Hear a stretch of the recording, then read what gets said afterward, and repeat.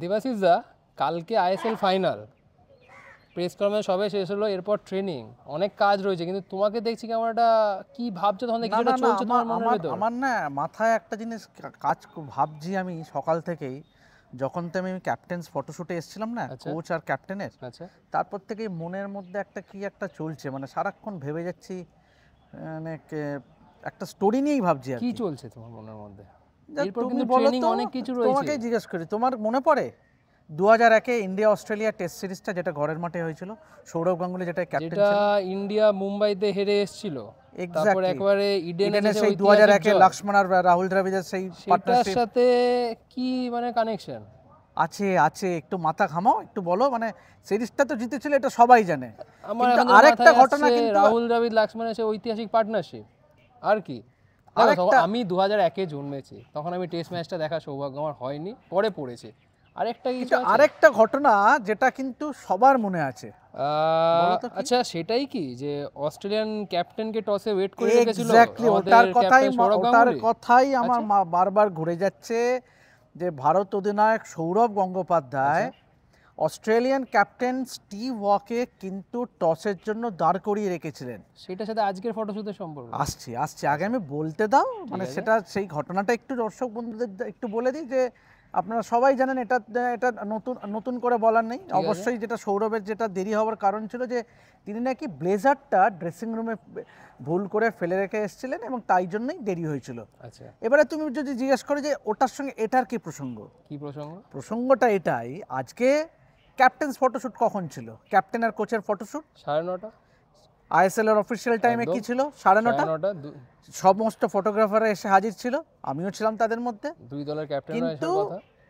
তখন ছিলেন মলিনা, জারাগোজা এবং গুরপ্রীত সিং সান্ধু। একদম। একজনের জন্য ওয়েট করছিল কিন্তু সবাই, ছিলেন না? সুভাশিস বোস, মোহনবাগানের ক্যাপ্টেন সুভাশিস বোস, কিন্তু তিনি আসেননি, এবং তার জন্য পাক্কা ঘড়ি ধরে আধ ঘন্টা দাঁড়িয়ে থাকতে হয় বেঙ্গালুরু এফসি অধিনায়ক গুরপ্রীত সিং সান্ধু এবং কোচ জেরার্ড জারাগোজাকে। এবং বলো এবারে যে এটার পেছনে কারণটা কি? কিছুই নয়, মনস্তাত্ত্বিক লড়াই।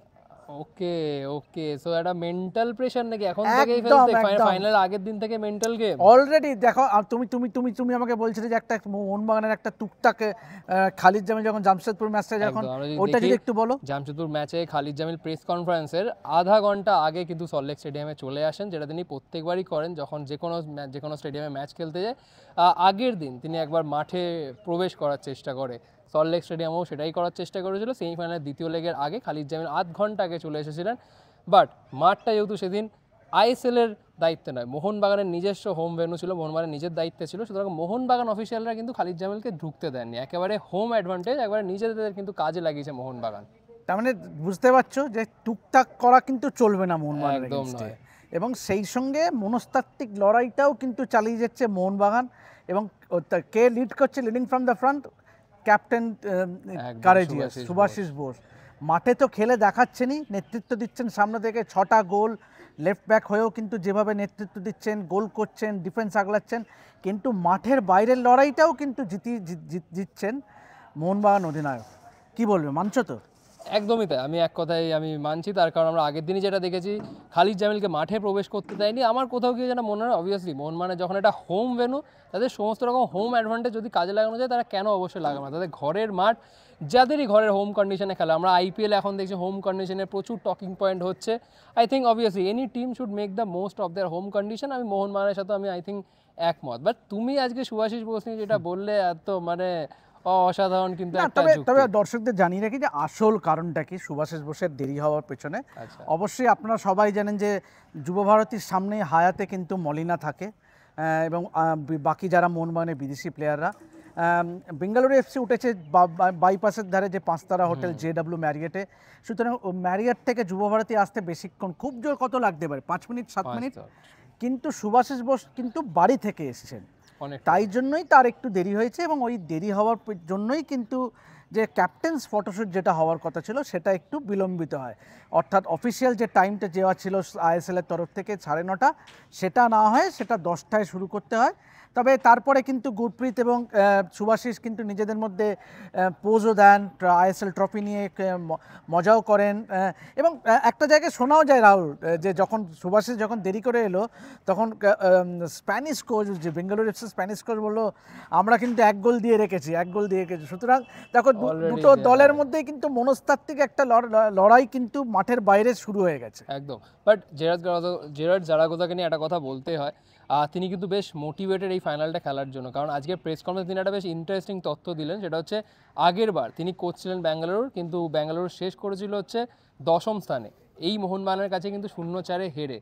সেখান থেকে দাঁড়িয়ে তিনি দলটাকে কিন্তু এইবার যে জায়গায় নিয়ে এসে তাই কৃতিত্ব দিতে হবে, কারণ এই দলটাই কিন্তু মোহনবাগানকে মোহনবাগানের সব থেকে এবার বড় হারটা কিন্তু এসে ব্যাঙ্গালোর ঘরের মাঠে 3-0, আর সেখান থেকে এই দলটাকে কিন্তু ফাইনালে তুলে এনেছে জেরার্ড গোদা। তিনি কিন্তু পরিষ্কার জানিয়ে দিলেন যে ফাইনালের জয়টা পরের কথা, বাট তার আগেই তিনি মনে করেন যে তার কাছে তিনি ট্রফি অলরেডি জিতে ফেলেছেন, যে দলটা আগের বার 10-এ শেষ করেছিল সেই দলটা এবার কিন্তু ফাইনাল খেলছে মোহনবাগানের সাথে। বাট আমাদের ক্যাপ্টেন শুভাশিস বোসের উপরও নজর থাকবে, কারণ রায়ান উইলিয়ামসের দায়িত্ব থাকবে তার ঘাড়ের উপরই। রায়ান উইলিয়ামসকে আটকাতে পারলে কিন্তু শুভাশিস বোস এবং সেখানে কিন্তু শুভাশিস বা মলিনা কিন্তু বলে দিলেন যে এটা কোনো একজন ব্যক্তিকে উপরে কিন্তু আমরা নির্ভর করব না, কেন আমাদের গোটা বেঙ্গালুরু দলকে আমরা সমীহ করছি। অবশ্যই যখন বেঙ্গালুরু কোচ এবং ক্যাপ্টেনকে যখন প্রশ্ন করা হয় যে মোহনবাগানের যে অ্যাটাকিং লাইন আপফ্রন্ট, যে কামিন্স, ম্যাকলারেন, মনবীর, লিস্টন নিয়ে প্রশ্ন করা হলে তিনি বললেন যে দেখো কোনো মোহনবাগানের কোনো ব্যক্তি নির্ভর কোনো পার্টিকুলার প্লেয়ারকে নিয়ে আমরা ভাবছি না, আমরা পুরো মোহনবাগান দলটাকে নিয়ে আমরা ভাবছি এবং তাদেরকে সমীহ করছি। সুতরাং একটা যে মিউচুয়াল একটা রেসপেক্ট সেই সঙ্গে কিন্তু ফুটে বেরিয়ে এলো আজকে সাংবাদিক সম্মেলন থেকে। অ্যাবসলিউটলি, আই থিঙ্ক 11টা ফুটবলের সাথে 11টা ফুটবলের কিন্তু খেলা হবে ফাইনালে। কোনো পার্সোনাল কোনো ইন্ডিভিজুয়াল কোনো ব্রিলিয়ান্সে কিন্তু অবভিয়াসলি ইন্ডিভিজুয়াল ব্রিলিয়ান্সে একটা জায়গা থাকবে, কিন্তু 11টা ফুটবলারকে কিন্তু তাদের সেরাটা উজাড় করে দিতে হবে এই ফাইনালে যদি কোনো দল জিততে চায় এই ফাইনাল। আর অবভিয়াসলি শুভাশিস বোসের উপর তো নজর থাকবেই, বাট নজর থাকবে ব্যাঙ্গালুরু এবং মোহনবাগান অ্যাজ আ টিম হিসেবে। তার কারণ মোহনবাগান কিন্তু এবার বেশ ক্ষুধার্ত শিল্ড এবং কাপ জিতেই শেষ করতে, উল্টো দিকে ব্যাঙ্গালোর 2015 আই লিগে মোহনবাগানকে কিন্তু তারা দেখেছে নিজেদের চোখের সামনে ট্রফি তুলতে, 2022-23 আইএসএল কাপ জিততে দেখেছে মোহনবাগান তাদের চোখের সামনে। এইবার কিন্তু তারা চাইবে তাদের একেবারে ঘরের মাঠে এসে মোহনবাগানকে হারিয়ে ট্রফি তুলতে। এবার উল্টো দিকে মোহনবাগানের কাছেও বড় চ্যালেঞ্জ, তারাও কিন্তু চাইবে ঘরের মাঠে ডমিনেট করতে, ঘরের মাঠে হোম সাপোর্টারদের সামনে ট্রফি তুলতে। সুতরাং শেষ হাসি কে হাসবে সেটাই কিন্তু দেখার বিষয়।